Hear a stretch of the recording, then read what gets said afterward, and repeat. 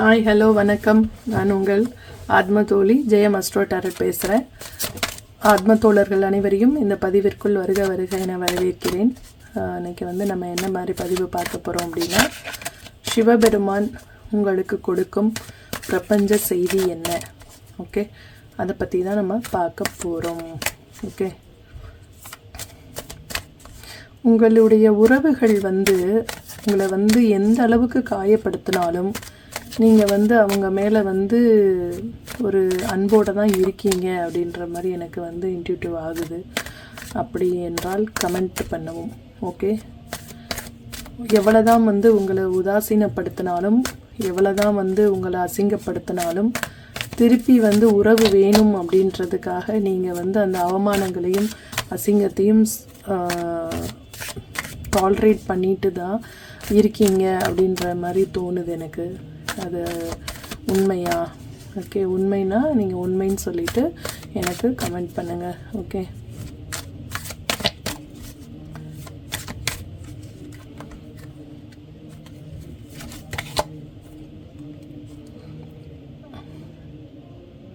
அதாவது நீங்கள் இப்போ கடந்து போயிட்டுருக்கு இந்த லைஃப் எப்படி இருக்குது அப்படின்னா, ரொம்ப கடினமானதாக தான் இருக்குது.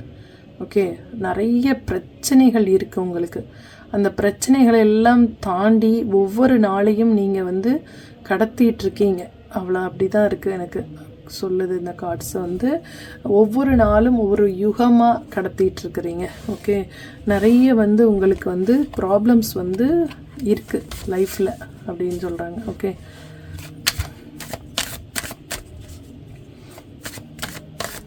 சிங்கத்தோட கையில்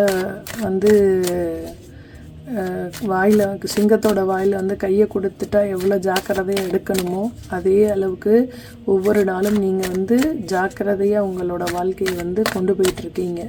பிரச்சனைகள்லாம் இருந்தாலும் அதிலிருந்து நீங்கள் வெளிவரணும் அப்படின்னு சொல்லிட்டு ஆசைப்பட்றீங்க. ஏதாவது ஒரு மாற்றம் வந்துடாதா, நம்ம லைஃப்லேயும் யாராவது ஒருத்தர் மாற்றம் கொண்டு வந்துட மாட்டாங்களா அப்படின்னு சொல்லிட்டு காத்துட்ருக்கீங்க, எதிர்பார்த்து காத்துட்ருக்கீங்க. ஏதோ ஒரு எந்த ரிலேஷனாக இருக்கட்டும், அது உங்கள் குழந்தைகளாக இருக்கட்டும், உங்கள் கணவராக இருக்கட்டும், இல்லை உங்கள் அம்மா அப்பா அவருக்கு யாராவது ஒருத்தர் என் வாழ்க்கையில் மாற்றிட மாட்டாங்களா, எனக்கு ஒரு தோல் கொடுக்க மாட்டாங்களா அப்படின்னு சொல்லிட்டு நீங்கள் ரொம்ப மனசார ஃபீல் பண்ணிகிட்ருக்கீங்க. ஓகே, ஆனால் வீல் ஆஃப் ஃபார்ச்சூன் உங்கள் சைடு தான் இருக்குது. ஸோ நீங்கள் நினைக்கிறது எல்லாம் நடக்கும். கூடிய விரைவில் உங்கள் லைஃப்பில் ஒரு மாற்றம் வரும். ஏதோ ஒரு விஷயம் எண்டாக போகுது, ஒரு புதிய விஷயம் ஸ்டார்ட் ஆக போகுது உங்களோட லைஃப்பில். ஓகே, அது ஒரு பெண் உங்கள் லைஃப்பில் ஒரு மாற்றத்தை கொண்டு வருவாள் அப்படின்னு சொல்கிறாங்க. ஓகே, 18 வயசுலேருந்து 30 வயசுக்குள்ளே உள்ள ஒரு பெண். ஓகே, உங்கள் வாழ்க்கையில் ஒரு மிகப்பெரிய மாற்றத்தை கொண்டு வரப்போகிறா. ஓகே, அது நல்ல மாற்றமாக தான் இருக்கும் அப்படின்னு சொல்கிறாங்க. ஓகே, அதே மாதிரி ஒரு வயதான ஒரு பெண். ஓகே, அவங்களும் உங்கள் வாழ்க்கையில் ஒரு மாற்றத்தை கொண்டு வரலாம். ஒரு சிலருக்கு தன்னோட குழந்தை கொண்டு வரலாம். ஒரு சிலருக்கு கொஞ்சம் வயசானவங்க ஒரு மாற்றத்தை கொண்டு வரலாம். இவங்களுக்கு ஒரு 25 வயசுலேருந்து 40 வயசுக்குள்ளே இருக்கலாம். அந்த ஒரு லேடி உங்கள் லைஃப்பில் யார் இருக்காங்கன்னு யோசிச்சு பாருங்கள். அவங்க உங்களுக்கு ஒரு மாற்றத்தை உங்கள் வாழ்க்கையில் கொண்டு வரலாம் அப்படின்னு சொல்கிறாங்க. ஓகே,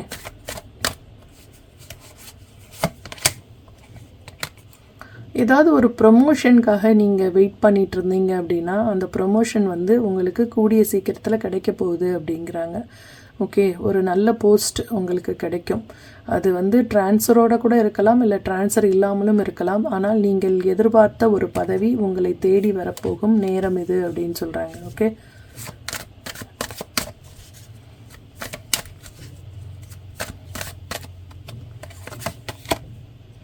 அந்த வாய்ப்பை கடவுள் உங்களுக்கு கொடுக்க போகிறார் அப்படின்னு சொல்கிறாங்க. ஓகே, ரொம்ப நாளாக வேலை இல்லாமல் இருந்தீங்கன்னா உங்களுக்கு ஒரு நல்ல வேலை கிடைக்கலாம். இல்லை ஒரு வேலை மாற்றத்தை எதிர்பார்த்துக்கிட்டு இருந்தீங்கன்னா, இதை விட இப்போ நீங்கள் வேலை பார்த்துட்டு இருக்கிறத விட சம்பளம் அதிகமுள்ள ஒரு வேலை உங்களுக்கு கிடைக்கலாம் அப்படின்னு சொல்கிறாங்க. ஓகே, ஆனால் ஒரு சில பேர் நீங்கள் அப்படி நல்லா இருக்கிறது, ப்ரொமோஷன் கிடச்சி நல்லா வர்றதை விரும்பலை. ஓகே, அவங்க என்ன நினைப்பாங்கன்னா, நீங்கள் கஷ்டப்படணும்னு தான் நினைப்பாங்க. ஸோ அவங்களால என்ன உங்களுக்கு வந்து தொந்தரவு கொடுக்க முடியுமோ அந்த தொந்தரவு வந்து கொடுப்பாங்க.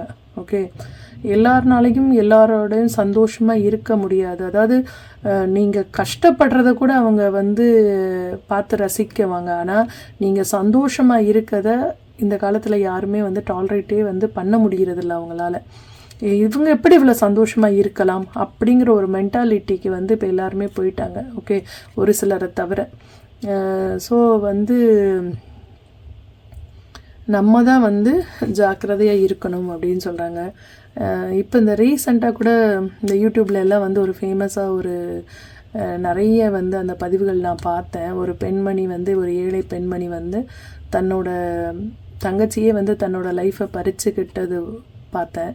ஆனாலும் அந்த குழந்தைய வந்து இவங்க சந்தோஷமாக வளர்க்குறாங்க. அந்த கணவர் மேலே உள்ள அன்பு வந்து ஒரு துளி கூட குறையாமல் பேசினதை வந்து நான் பார்த்துட்டு ரொம்ப நான் பிரமிச்சு போயிட்டேன். அது வந்து எப்படி அவங்களால முடியுது? அவங்க வந்து இதெல்லாம் வந்து நார்மல் ஒரு பீப்புளுக்கு வந்து நிச்சயமாக நடக்கிறதுக்கு சான்ஸே இல்லை அப்படின்னு தான் எனக்கு தோணுது. ஏன்னா அந்த அளவுக்கு ஒரு கணவர் துரோகம் செஞ்சும், ஓகே, தங்கச்சி துரோகம் செஞ்சும் அவங்கள வந்து மனசார ஏற்றுக்க முடியுது, அவங்க நல்லா இருக்கணும்னு நினைக்க முடியுது அப்படின்னா அவங்க முன்னாடி நம்மெல்லாம் ஒன்றுமே இல்லை அப்படின்னு தோணுச்சு. அவங்களோட வந்து எவ்வளோ ஒரு பியூர் ஹார்ட் இருக்கும் அவங்களுக்கு. ஓகே, ஆனால் வந்து அந்த அளவுக்கு ஒர்த்தா அவங்க ஹஸ்பண்டும் அவங்க அந்த தங்கச்சியும் வந்து அந்த அளவுக்கு அவங்களுக்கு ஒர்த்தா அப்படின்னு தான் எனக்கு தோணுச்சு. இவங்க வந்து இவ்வளோ அளவுக்கு பாசம் காட்டுற அளவுக்கு அவங்க ஒர்த்தே கிடையாது அப்படின்னு தான் எனக்கு தோணுச்சு. ஆனால் துரோகம் செஞ்சதை கூட அவங்க மன்னிச்சுட்டு அதே அன்போடு இருக்காங்க அப்படின்றது வந்து ஒரு பெரிய விஷயம். அதை வந்து நீங்கள் ஃபுல் அண்ட் ஃபுல் ஒரு சரணாகதி.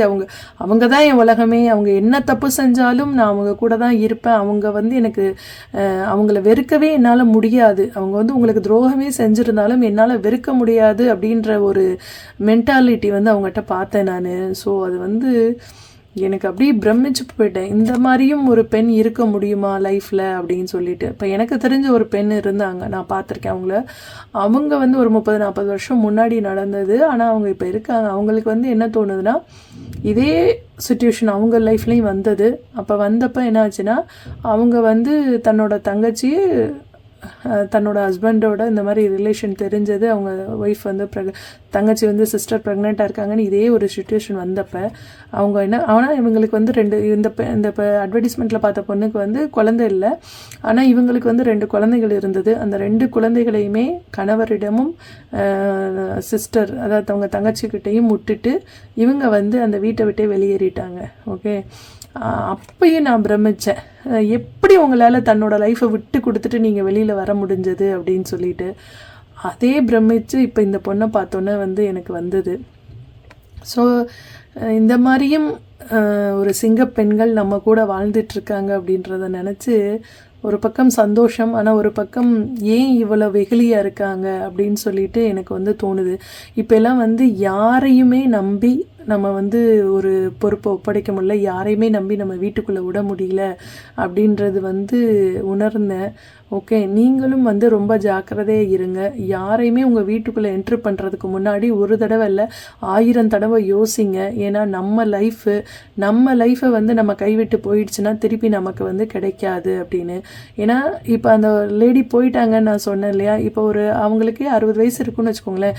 அப்போ வந்து இந்த டைமில் வந்து ஹஸ்பண்டோட ஒரு ஆதரவு தேவை, ஆனால் அவங்களுக்கு கிடையாது இல்லையா. அவங்க என்னதான் இருந்தாலும் தனியாக தானே இருக்காங்க. ஸோ அவங்களுக்கு வந்து எவ்வளோ ஒரு மனசு வேதனைப்படும். ஓகே, ஸோ நம்ம லைஃப்பை நம்மளே வந்து மணலி போட்ட மாதிரி ஆகிடும். ஸோ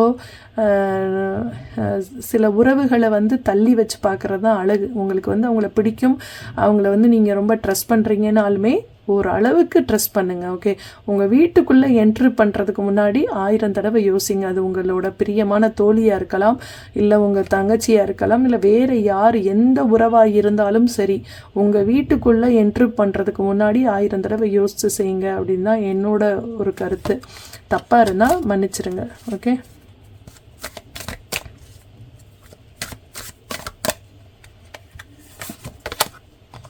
டெவில், ஏன்னா அவங்க வந்து உங்களுக்கு டெவிலாக தான் வருவாங்க. உங்கள் கணவன் மனைவி அன்பை வந்து பிரிச்சிடுவாங்க.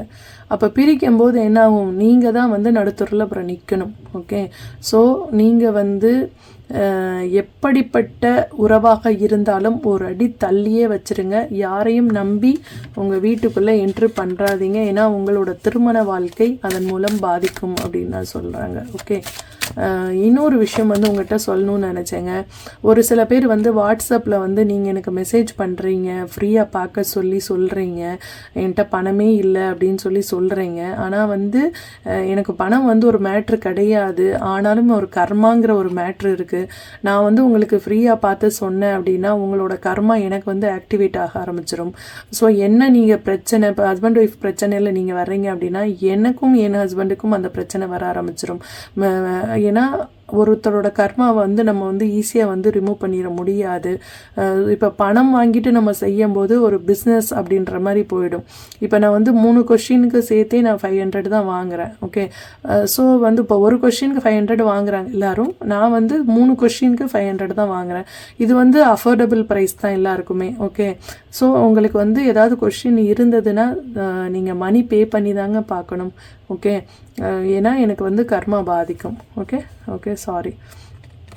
அதுக்கப்புறம் வந்து இப்போ உங்களுக்கு வந்து ஒரு அம்பாலோட துணை இருக்குது. ஓகே, நல்லது கெட்டது உங்கள் வாழ்க்கையில் வர்றதை வந்து அவள் தான் பார்த்துட்ருக்கா. ஓகே, ஸோ உங்களுக்கு புண்ணிய கணக்கு அதிகமாக இருக்கும்போது உங்களுக்கு நல்லதும், பாவக்கணக்கு அதிகமாகும்போது உங்களுக்கு கெட்டதும் நடக்க ஆரம்பிச்சிடும். ஸோ ஒரு கெட்ட விஷயத்த நீங்கள் வந்து என்கரேஜ் பண்ணிடாதீங்க, ஒரு கெட்டவங்களை என்கரேஜ் பண்ணிடாதீங்க, நீங்களே அவங்கள தப்பு செய்கிறதுக்கு தூண்டிடாதீங்க. ஓகே, ஸோ நீங்கள் வந்து அந்த மாதிரி வந்து நெகட்டிவ் பீப்புளெலாம் வந்து கொஞ்சம் தூரமாக இருக்கணும்னா அம்பாள் வழிபாடு முக்கியம். பௌர்ணமி பூஜை கண்டிப்பாக பண்ணுங்கள். ஓகே, பௌர்ணமி பூஜை பண்ணுங்கள். உங்களுக்கு வந்து பௌர்ணமி பூஜை வந்து உங்களால் வந்து கோயில் போய் பண்ண முடியல அப்படின்னா நீங்கள் அன்றைக்கி மாடியில் போய் நின்றுட்டு அம்பாளுக்கு பிடிச்ச ஏதாவது ஒரு இனிப்பு நெய்வேத்தியம் வச்சுட்டு ஒரு தண்ணி ஒரு டம்ளரில் வச்சுட்டு பௌர்ணமி நிலவை பார்த்து கையெடுத்து கும்பிட்டு அந்த நெய்வேத்தியத்தை அம்பாளுக்கு படைச்சிட்டு உங்களோட கோரிக்கையை வச்சுட்டு வாங்க. ஓகே, அது நீங்கள் 3 பௌர்ணமி செய்கிறதுக்குள்ளேயே உங்களுக்கு வந்து டிஃப்ரெண்ட் தெரிய ஆரம்பிக்கும். ஓகே, ஒரு 5 பௌர்ணமி நீங்கள் பண்ணிட்டீங்க அப்படின்னா அந்த பிரச்சனையிலேருந்து அம்பாள் வந்து உங்களை விடுவிச்சிடுவா. ஓகே, சூடம்பத்தி காட்டணுன்னாலும் நீங்கள் காட்டலாம் அம்பாளுக்கு. ஓகே, ஸோ உங்களை ஏமாத்துறவங்க யார் அப்படின்றத வந்து உங்கள் கண்ணுக்கு வந்து அவள் காமிச்சு கொடுத்துருவா. ஓகே, உண்மையானவங்க யார், பொய்யா பழகிறவங்க யார் அப்படின்றத வந்து உங்களுக்கு வந்து அம்பாள் வந்து காட்டி கொடுத்துருவா. வேஷம் போடுறவங்கள உங்கள் கண் முன்னாடி கொண்டு வந்து நிப்பாட்டிடுவா. ஓகே, ஸோ நீங்கள் வந்து அதுக்கப்புறம் லைஃப்பில் வந்து உங்களுக்கு ஒரு மாற்றம் வரும். ஓகே, உங்களுக்கு வந்து ஒரு விஷயம் வந்து கிடைக்கும் லைஃப்பில். ஓகே, அதற்கான நேரங்காலத்தை அம்பாள் வந்து உருவாக்கி கொடுப்பா. ஓகே,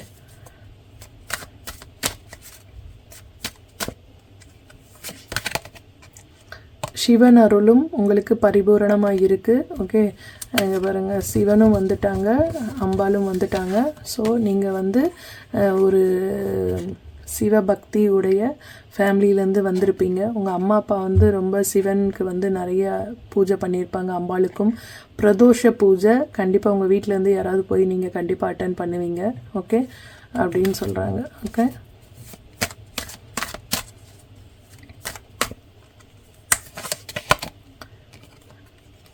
ஒரு உங்களோட இந்த வெளியூரில் போய் உள்ள ஒரு அம்பாள் அதாவது உங்கள் ஊரில் இருக்கிற சாமி நீங்கள் கும்பிட்டாலுமே ஏதோ ஒரு வந்து வெளியூரில் ஒரு சிவன் கோவில் உங்களுக்கு பிடிச்ச கோவில் இருக்குது.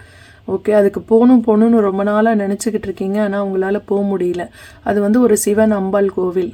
ஓகே, அந்த கோவிலுக்கு வந்து பிரயாணம் பண்ணி போகணும் அப்படின்னு சொல்லிட்டு ரொம்ப நாளாக நினச்சிக்கிட்டு இருக்கீங்க, ஆனால் உங்களால் போக முடியாமல் இருக்குது. ஓகே, அந்த பயணம் வந்து கூடிய விரைவில் உங்களுக்கு கிடைக்க போகுது அப்படின்னு சொல்கிறாங்க. அம்பாள் வந்து சிவனும் அம்பாளும் உங்களுக்கு வந்து அந்த பாக்கியத்தை கொடுக்க போகிறாங்க. அவங்கள போய் தரிசிக்கக்கூடிய பாக்கியம் உங்களுக்கு கிடைக்க போகுது அப்படின்னு சொல்கிறாங்க. ஓகே,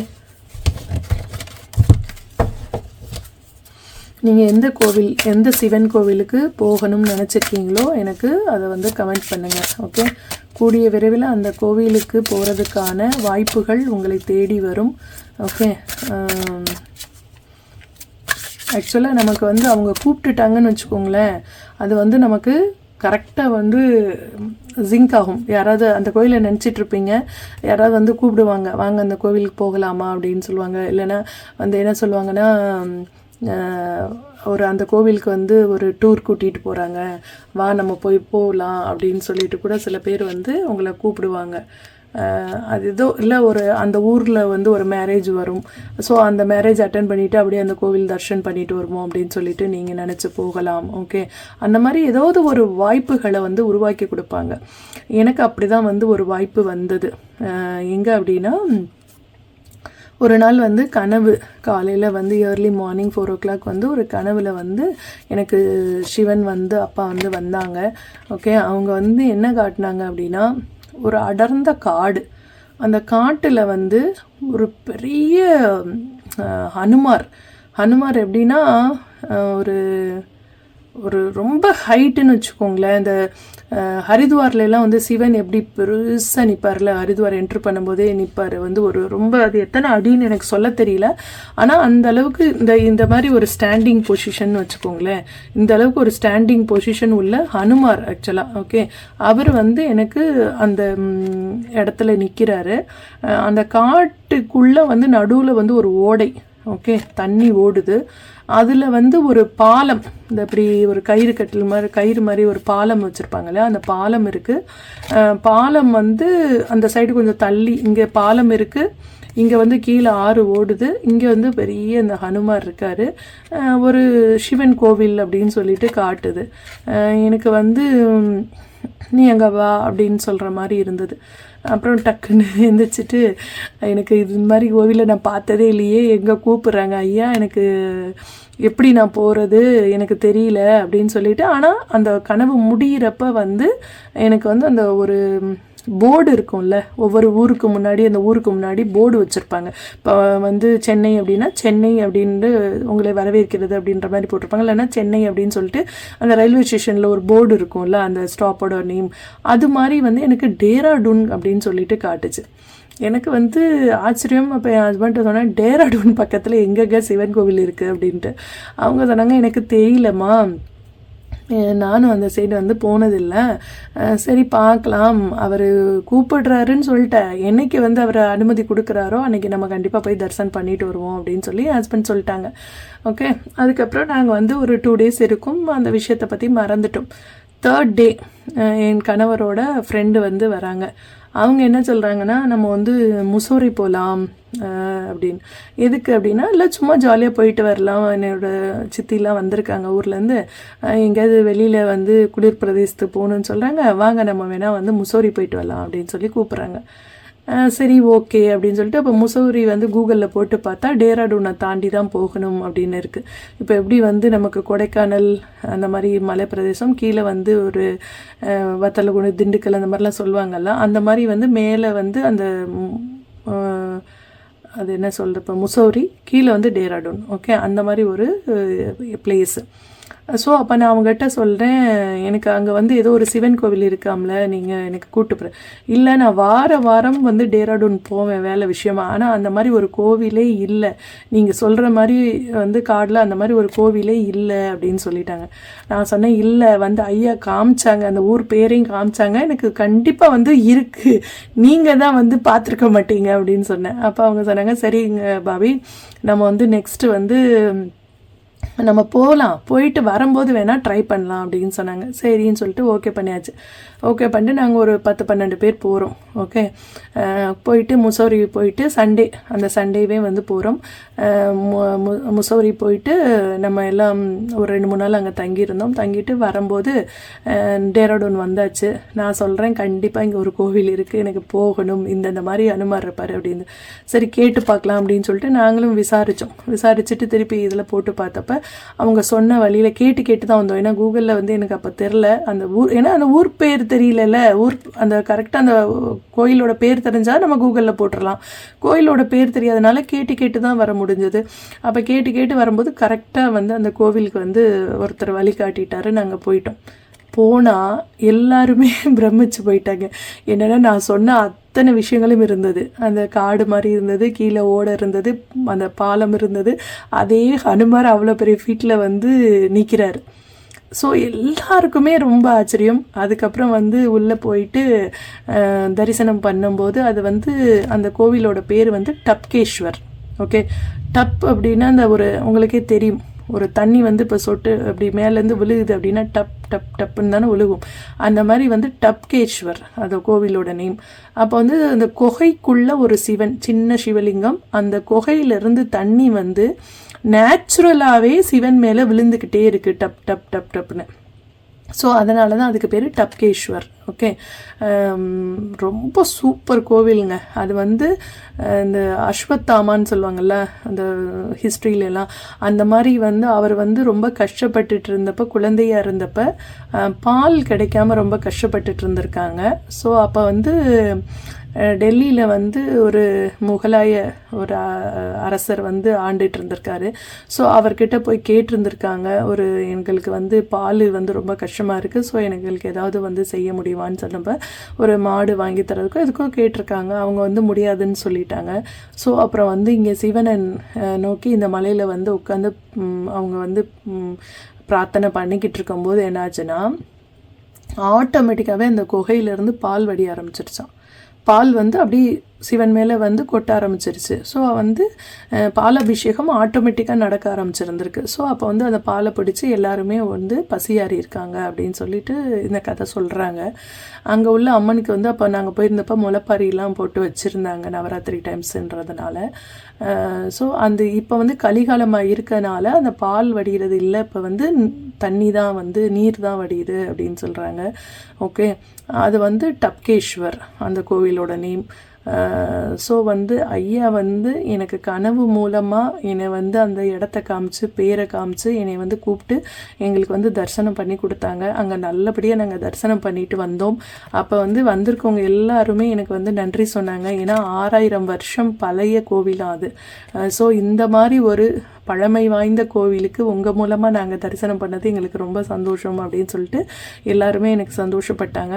நானும் வந்து எனக்கு ரொம்ப ரொம்ப ரொம்ப நன்றி, கிராட்டிடியூட் சொன்னேன் கடவுளுக்கு. ஏன்னா எவ்வளவோ பேர் இந்த உலகத்தில் இருந்தாலும் நீங்கள் வந்து எனக்கு ஒவ்வொரு இடத்துலையும் என்னை கூப்பிட்டு எனக்கு வந்து கனவுல தான் வந்து சொல்லுவாங்க, இடத்த காட்டுவாங்க, அந்த ஊர் பேர் சொல்லுவாங்க.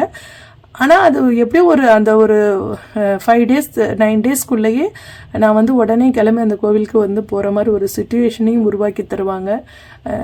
ஸோ கடவுளோட வந்து பிளெஸ்ஸிங்ஸ் வந்து எனக்கு உண்மையிலே வந்து நான் ரொம்ப ஒரு பிளஸ்டு சோலாக தான் நான் ஃபீல் பண்ணுவேன். ஏன்னா ஒவ்வொரு தடவையும் எனக்கு ஒரு மிராக்கிளை வந்து நடத்தியிருக்காங்க. அதே மாதிரி ஒவ்வொரு கோவிலாக என்னை கூப்பிட்டு வந்து தர்ஷன் கொடுக்குறாங்க. என்றென்றைக்கும் நான் வந்து அவரோட அடிமை. ஓகே, ஸோ அதை தான் வந்து ஒவ்வொரு நாளும் நான் ஃபீல் பண்ணிகிட்ருக்கேன். ஓகே, ஸோ ஐயாவோட பிளெஸ்ஸிங்ஸ் அதே மாதிரி உங்கள் எல்லாருக்கும் கிடைக்கணும் அப்படின்ட்டு நான் வேண்டிக்கிறேன். Okay, thank you. வாங்க அடுத்து உங்களுக்கு என்ன மெசேஜ் ஐயா சொல்ல காத்திருக்காங்கன்னு பார்க்கலாமா? ஓகே,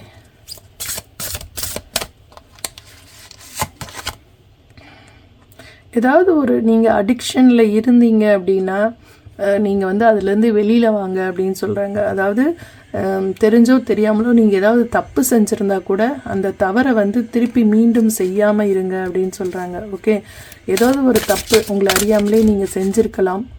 சில பேரை ட்ரஸ்ட் பண்ணுறதே ஒரு தப்பு தானே.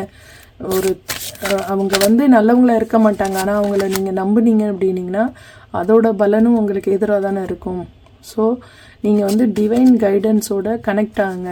டிவைன் கைடன்ஸ் என்ன சொல்கிறாங்களோ அதை வந்து நீங்கள் கேளுங்க அப்படின்னு சொல்கிறாங்க. த்ரிஷூல், இங்கே பாருங்கள், த்ரிஷூல் வந்திருக்காங்க, பவர். ஓகே, உங்களுக்கு வந்து ஒரு நல்ல நாலேஜ் இருக்குது. ஸ்பிரிச்சுவல் க்ரோத்தில் நீங்கள் போகணுன்னு நினச்சிங்கன்னா கடவுள் வந்து உங்களுக்கு அதுக்குரிய வழி காட்டுவாங்க அப்படின்னு சொல்கிறாங்க. ஓகே,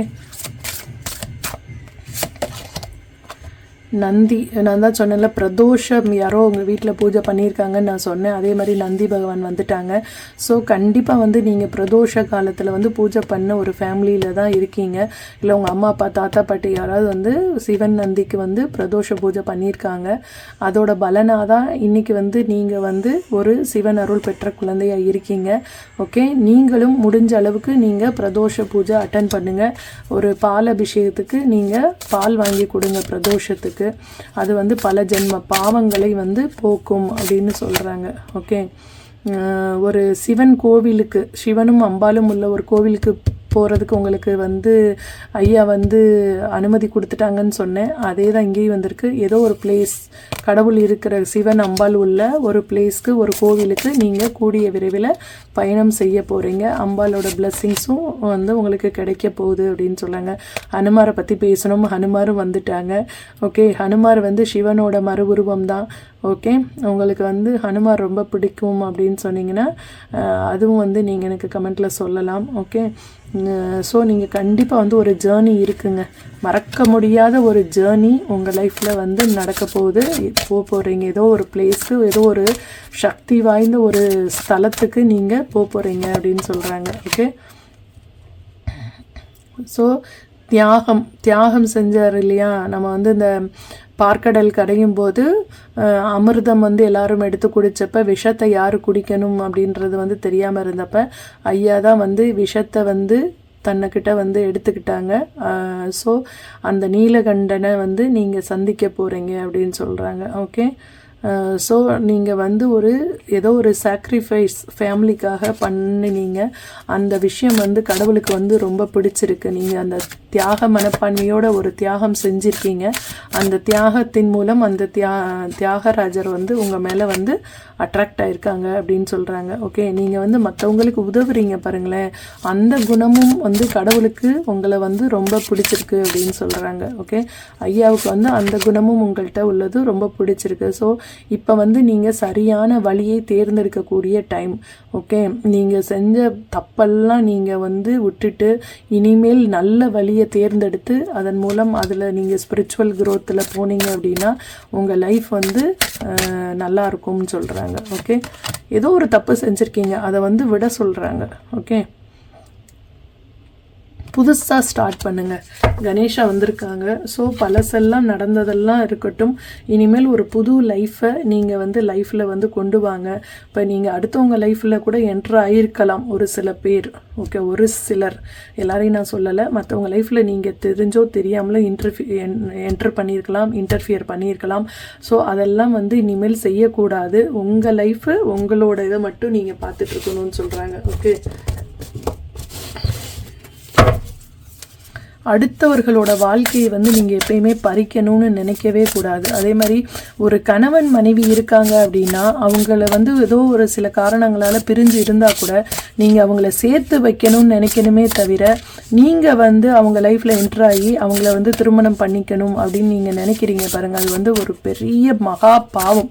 அந்த பாவத்தை வந்து எத்தனை ஜென்மங்கள் எடுத்தாலும் அதை வந்து கழிக்க முடியாது. ஓகே, ஸோ நீங்கள் அடுத்தவங்க லைஃப்பில் தேவையில்லாமல் இன்டர்ஃபியர் பண்ணாதீங்க. தேவையில்லாமல் அடுத்தவங்க லைஃப்பில் என்ட்ரு ஆகாதீங்க. ஓகே, அவங்களோட ஒரு மனைவி ஸ்தானத்துலேருந்து நீங்கள் வந்து யோசிச்சு பாருங்கள். இப்போ நீங்கள் வந்து உங்கள் ஹஸ்பண்டோட இருக்கும்போது வேறு ஒரு பெண் வந்து உங்கள் ஹஸ்பண்டையோ மனைவியோ கூட்டிகிட்டு போனால் உங்களுக்கு எந்த மாதிரி ஒரு ஃபீலாக இருக்கும்? ஸோ அதே வழி தானே அந்த மனைவிக்கும் இருக்கும். ஸோ நீங்கள் வந்து அதை புரிஞ்சுக்கணும். எப்பயுமே நம்ம இடத்துல இருந்து மட்டுமே யோசிக்கிறோம். அதே இது அந்த முன்னாடி உள்ளவங்களோட இடத்துலேருந்து யோசிச்சிங்கன்னா அவங்களோட வழி என்னன்றது உங்களுக்கு புரியும். ஓகே, ஸோ நீங்கள் வந்து உங்களோட உள் மனசில் வந்து நீங்களும் நல்லவங்களாக தான் இருந்திருப்பீங்க. நீங்கள் இன்னர் சைல்டு வந்து எப்படின்னா உங்களோட சைல்டில் வந்து நீங்கள் பாருங்கள் எவ்வளோ நல்ல குணங்கள்லாம் உங்கள்கிட்ட இருந்திருக்கணும். இப்போ ஏன் இந்த மாதிரி மாறிட்டீங்க அப்படின்னு கேட்குறாங்க. ஓகே, உங்களுக்கான ஒரு நல்ல லைஃப் உங்களுக்காக காத்திருக்கு. ஆனால் நீங்கள் வந்து தேவையில்லாமல் போய் அடுத்தவங்க லைஃப்பில் என்ட்ரு பண்ண பார்க்குறீங்க அப்படின்னு சொல்கிறாங்க. ஓகே, உங்களுக்கு இந்த விஷயம் செய்கிறதுக்கு இம்பாசிபிள் அப்படின்னு கூட நீங்கள் நினைக்கலாம், உங்களுக்கு ஹார்டாக கூட இருக்கலாம். ஆனால் நீங்கள் வந்து அதை செஞ்சுதான் ஆகணும் அப்படின்னு சொல்கிறாங்க. அடுத்தவங்க லைஃப்பில் இன்டர்ஃபியர் பண்ணுறத இன்னையோட ஸ்டாப் பண்ணணும் அப்படின்னு சொல்கிறாங்க. ஓகே, உங்களுக்கு உங்களே நீங்கள் உண்மையாக இருங்க அப்படின்னு சொல்கிறாங்க. ஓகே,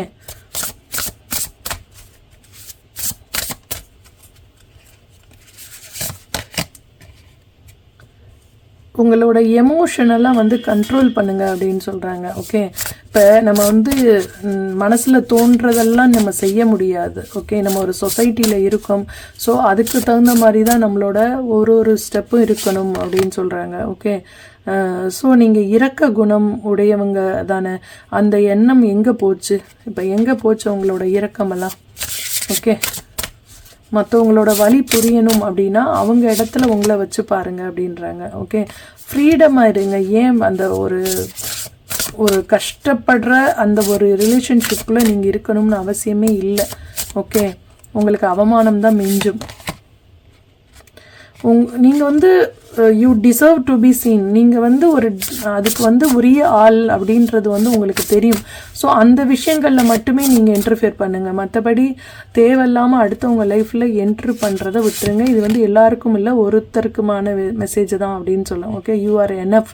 நீங்கள் வந்து தனியாக கூட இருங்க, ஆனால் அடுத்தவங்களோட வாழ்க்கையை மட்டும் பறிக்கணும்னு நினைக்காதீங்க அப்படின்னு சொன்னாங்க. மீண்டும் மீண்டும் சொல்கிறேன், இது ஒருத்தருக்கான மெசேஜ், எல்லாருக்கும் கிடையாது. ஓகே,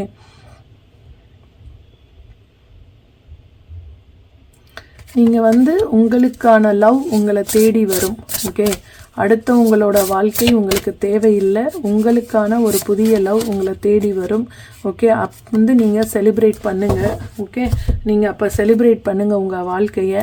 ஆனால் மற்றபடி இன்னொருத்தவங்களோட லைஃப்பை வந்து நீங்கள் வந்து பறிக்கணும்னு நினைக்கிறது ரொம்ப ரொம்ப ரொம்ப முட்டாள்தனம். ஓகே, அந்த விஷயத்தை வந்து நீங்கள் செய்யாதீங்க. அந்த ரிலேஷனை வந்து மறந்துட்டு அதுலேருந்து நீங்கள் வெளியில் வாங்க. ஓகே, வெளியில் வந்துட்டு நீங்கள் வந்து உங்களோட லைஃப் மட்டும் என்னன்றதை மட்டும் பாருங்கள் அப்படின்னு சொல்கிறாங்க. ஏன்னா இப்போ ஒரு சில ஃபேமிலியில் நான் என்ன பார்த்துருக்கேன், இப்போ ரீசெண்டாக நான் வந்து ஒருத்தவங்களை வந்து நான் பார்த்தது எப்படின்னா, ஆல்ரெடி கல்யாணம் ஆகிடுச்சு. அவங்களுக்கு கல்யாணம் ஆனதுக்கப்புறம் இவங்க 2 பேருக்குமே கல்யாணம் ஆகிடுச்சு. அந்த பையனுக்கும் கல்யாணம் ஆகிடுச்சு, அந்த பொண்ணுக்கும் கல்யாணம் ஆகிடுச்சு. இடையில என்ன ஆச்சு அப்படின்னா, அந்த இவங்க 2 பேரும் வந்து ஒரு கிளாஸ்மேட். ஓகே, காலேஜில் வந்து கிளாஸ்மேட். ஸோ இவங்க 2 பேரும் இடையில ஒரு நாள் சந்திச்சு, ஒரு எக்ஸுன்னு கூட வச்சுக்கோங்களேன், இடையில ஒரு நாள் வந்து சந்தித்து ஒரு பேசக்கூடிய ஒரு நிலைமை உருவானோடனே என்ன ஆச்சு அப்படின்னா, இவங்க 2 பேரும் மேரேஜ் பண்ணிக்கிட்டாங்க. ஓகே, ஒரு 1 மந்த்லேயே. அப்போ இந்த பையனோட ஃபேமிலி லைஃப்பில் அந்த பெண் இருக்கால, அவள் பாவம் இல்லையா, அவளோட லைஃப்பும் போச்சு, இந்த பொண்ணோட கணவர் அவரோட லைஃப்பும் போச்சு. அந்த பெண்ணுக்கு மட்டும் ஒரு குழந்தை இருக்குது, அந்த குழந்தையோட லைஃப்பும் கேள்விக்குறியாயிடுச்சு. ஓகே, ஸோ இந்த மாதிரி வந்து யாரோட லைஃப்லேயும் தேவையில்லாமல் இன்டர்ஃபியர் பண்ணாதீங்க. ஒருத்தவங்களோட இன்னொருத்தவங்க பெட்டராக தான் உங்களுக்கு இருப்பாங்க. அது வந்து உங்களுக்கு தோணும் இவங்கள விட அவங்க பெட்டராக இருக்காங்க அப்படின்னு சொல்லிட்டு. ஆனால் அதை வந்து நம்ம செய்யக்கூடாது. லைஃப்பில் பெட்டர்ன்ட்டே போயிட்டே இருந்தோன்னா நமக்கு அதுக்கு எண்ட்லெஸ்ஸே கிடையாது. ஓகே, ஸோ நம்ம லைஃப் என்ன, நம்மளோட நம்ம வாங்கிட்டு வந்த ஒரு விதி என்ன, நம்மளோட விதி என்ன இருக்கோ அதை மட்டும்தான் நம்ம வந்து செய்யணும். ஓகே, நம்ம நேர்மை நியாயம் இதுக்கு உட்பட்டு தான் சில விஷயங்களை வந்து நம்ம செய்ய வேண்டியது இருக்கும். தேவையில்லாமல் இன்னொருத்தவங்களோட லைஃப்பில் போய் நம்ம என்ட்ரு பண்ணி அவங்க வாழ்க்கையும் கெடுத்து நம்ம வாழ்க்கையும் கெடுத்து நம்மளை சுற்றி உள்ளவங்க வாழ்க்கையும் கெடுக்கிறது வந்து ரொம்ப ரொம்ப தப்பான விஷயம். இது யாருக்கு சொல்கிறேன் அப்படின்றது வந்து அவங்களோட மனசாட்சிக்கு புரியும்.